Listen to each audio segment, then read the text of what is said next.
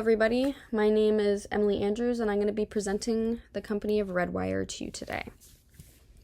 Alrighty, so a little bit of an agenda of my presentation today. I'm going to be showing you some core values and including the mission statement of the company. Then we're going to move on to some background information, then on to the products and services it provides. Then through that we're going to go into the target audience and then some numbers, some finances.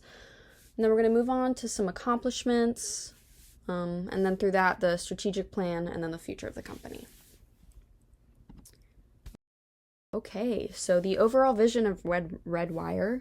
On the website, it states that decades of heritage and innovation of technologies, along with mission success and customer satisfaction, has positioned Redwire as a leader in advancing space infrastructure. This, along with the mission statement, which states Redwire Space is accelerating humanity's expansion into space by delivering reliable, economical, and sustainable infrastructure for future generations. All this really goes to show that Redwire is all about furthering exploits in a new and more conscious way. Okay, about Redwire, a little bit of background. So Redwire is a space infrastructure company that relies on advertising things that they do in par with companies under contract in order to gain recognition. We're going to talk a little bit more about that, some of those things when we get into the accomplishments. But Redwire was founded in 2020 when they merged with two companies, AdCoal and Deep Space Systems. They did, however, go public under the New York Stock Exchange in 2021. Turning back to the mission statement, they really do pride themselves for being reliable with their existing contracts, as well as new ones, being economical and sustainable for the future in space exploration through infrastructure. Okay, some products and services. So I guess some products that they're really going to supply are going to be things like solar arrays and deployable structures, in-space propulsion systems, and engineering services.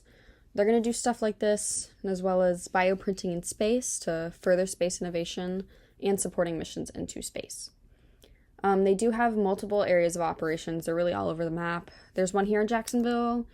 There's one at the Kennedy Space Center and one in Littleton, Colorado, just for examples.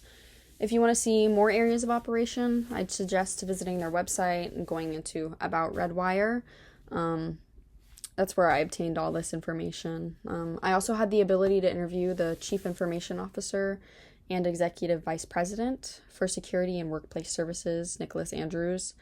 And when I asked him what their contribution to the technology world was, he stated that they attribute most of their success to the project teams and engineers who make everything possible. He told me that, one thing the CEO is always saying is the only way to succeed is through delivery from projects. Okay, the target market. So the three big things that Redwire is really going to look for is going to be defense technology, civil international, and commercial.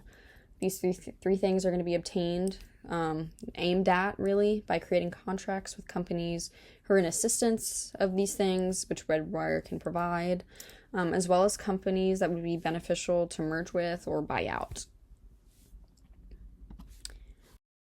All right, some numbers, some finances. So once again, I got this on the website. You're able to access kind of quarterly forms and presentations that can give you a pretty good gauge on what the numbers are here at Redwire. These numbers are going to be reflected in a sort of comparison between quarter 4 in 2024 and quarter 1 in 2025. So in revenue of last year, quarter 4, we have $69.6 million, and in quarter 1 of this year, we have $61.4 million. They also show total liquidity, which is, basically the total amount of money on the balancing sheet plus borrowing power. Last year, quarter 4, it was at $64.1 million. This year, quarter 2, $89.2 million. Pretty big leap. So finally, onto the adjusted EBITDA, which is a widely accepted number to show the profitability of the company before taxes, depreciation, so on and so forth. Quarter 4 of last year was $9.2 million, and this year of quarter 1, $2.3 million. These numbers are going to change, depending on contracts with other companies as well as, merging with other companies. Okay, some exciting things, some accomplishments. My favorite slide here. So during the interview with the CIO, I did ask him about some accomplishments that he took pride in as a member of Redwire. I was told of four big ones. The first is going to be the replacement solar panels at the International Space Station. Redwire was responsible for those. They are also responsible for the cameras on the Artemis missions at NASA and the cameras on the commercial lunar landers.